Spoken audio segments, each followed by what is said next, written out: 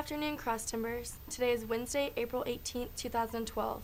This is Texan TV News, a product of the Texan News Service, and I am Casey Carpenter. In today's headlines, Norway's mass killer got the chance to explain his fanatical views. Photos revealed of U.S. troops posing with corpses. Texas drops federal funding for women's program. The Stephenville Evening Lions Club will hold 15th annual Upland Bird Extravaganza. Tarleton welcomes 1,000 students for state FFA contests. Sports, and the weather. Today's top story. In a report by the AP, a scene unimaginable in many countries, Norway's worst mass killer got the chance to explain his fanatical views to the court and the world. Prosecutors and lawyers for the families of his 77 victims even shook his hand.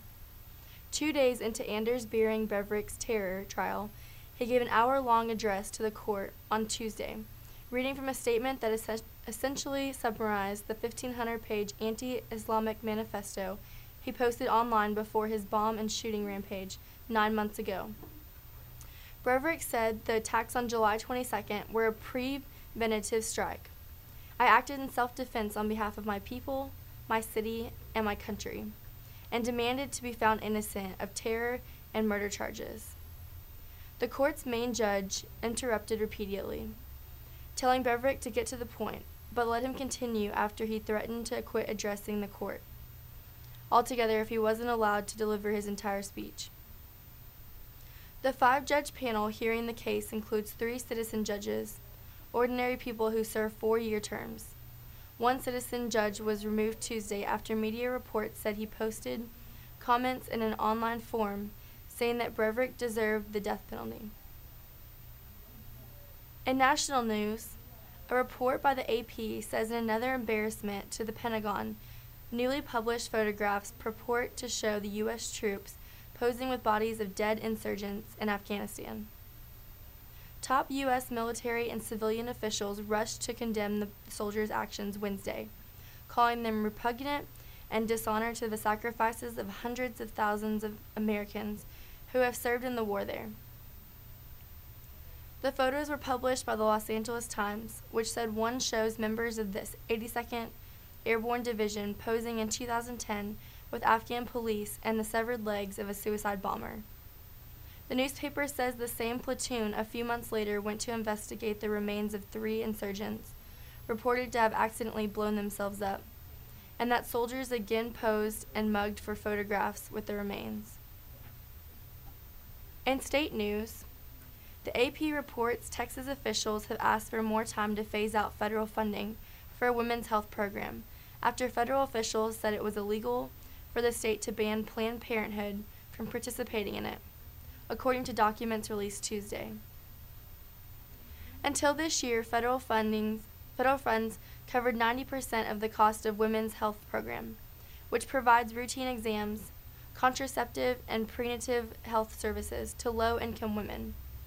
But after Texas lawmakers banned groups affiliated with abortion providers from participating in the program, the Federal Centers for Medicaid and Medicare Services said it would cut off funding because federal law guarantees women the right to choose their health care providers. Federal officials proposed phasing out funding for the program by September, but Texas's Medicaid Director Billy Milwee said Tuesday the state needs more time to publish new rules for the program. He has proposed phasing out the funding by November. Meanwhile, Attorney General Greg Abbott has sued the federal government to have funding restored, and 9 clinics affected by the rule have sued the state. Governor Rick Perry has ordered Texas to cover the lost federal funding, allowing the $35 million program to expire would have cost the state more in the long run because of additional unplanned pregnancies and health problems among poor women covered by Medicaid. In local news, according to the Stephenville Evening Lions Club, they will be holding their 15th annual Upland Bird Extravaganza this Friday from 6 to 9 in City Hall at city limits. The event will include a wild game dinner with such dishes as raccoon, rattlesnake, and squirrel, along with more traditional dishes like beef brisket and fried catfish. There will be a silent and live auction including guns, hunts, jewelry, many donated items, and much more. The event will have a $500 cash door prize just for coming. Guests can also purchase a $50 raffle ticket in hope of winning one of the 5 items, including all-exclusive Jamaican Vacation, Franchi Renaissance Shotgun, Thompson Center Icon Rifle, $500 cash, or $250 cash. The event will be benefiting the Texas Trails Council of Boy Scouts of America, Girl Scouts, and Stephenville Soccer Associations, along with many other local youth organizations. In campus news, according to tarleton.edu, approximately 1,000 FFA members and agriculture science instructors from across the state will gather on the campus of Tarleton State University on Thursday, April 19th, to compete for the chance to represent the Texas FFA Association in the National FFA Development Events. This week's state CDE events include dairy, cattle, environmental and natural resources, home site evaluation, land, range, milk quality, and product judging contests. FFA members from 260 high schools traveling to Stephenville are regional winners from all corners of the state and represent one of the 10 administrative areas under the support of the Texas FFA Association. Dr. Don Cawthorn, Dean of the College of Agriculture and Environmental Sciences, said, "These state-level events wrap up our contest season for the spring, and in many ways are the highlight of the semester. These contests determine which high school FFA teams are good enough to represent Texas in national competition. We host several of the state FFA contests at Tarleton because of our reputation across the state, and nationally for these events including dairy cattle, dairy foods, land, and range. FFA members will arrive at Tarleton's University Agriculture Center Thursday morning ahead of their respective competitions and gather in Wisdom Gym at 1:30 p.m. for an award ceremony." In sports, TarletonSports.com reports the Texan baseball team defeated Hardin-Simmons 3-0 in the home finale Tuesday night after using 8 different pitchers to combine for a 3-hit shutout. Tarleton got off to a quick start with a 2-run double by Landon Thompson to left center. That hit plated Noah Ringenberger, who walked to reach base, and Blake Silguero, who singled to left. Joseph Rubalcaba picked up the win after tossing shutout 4th and 5th innings. Austin Colby tossed a shutout 9th for his first save of the year. Tarleton will head out to the road for the remainder of the season as they take on Abilene Christian for a 4-game set this weekend.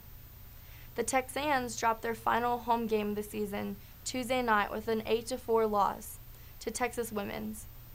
This marks the 4th straight loss for Texans and the 4th straight win for the Texas Women's. The offense struggled to get anything going after a bunt single by Ariana Rodriguez to lead off the game. The Texans trailed 7-0 going into the bottom of the 5th. Tarleton finally broke through when Texas Women's walked the bases loaded with 2 out, setting up Samantha Swanda. Swanda hit a grand slam to start the Texans. However, the 4-run shot was not enough for Tarleton. The Texans will wrap up the regular season with a 3-game series at Incarnate Word, beginning with a doubleheader Friday. The weather today will be at a high of 81 degrees and a low of 55 degrees.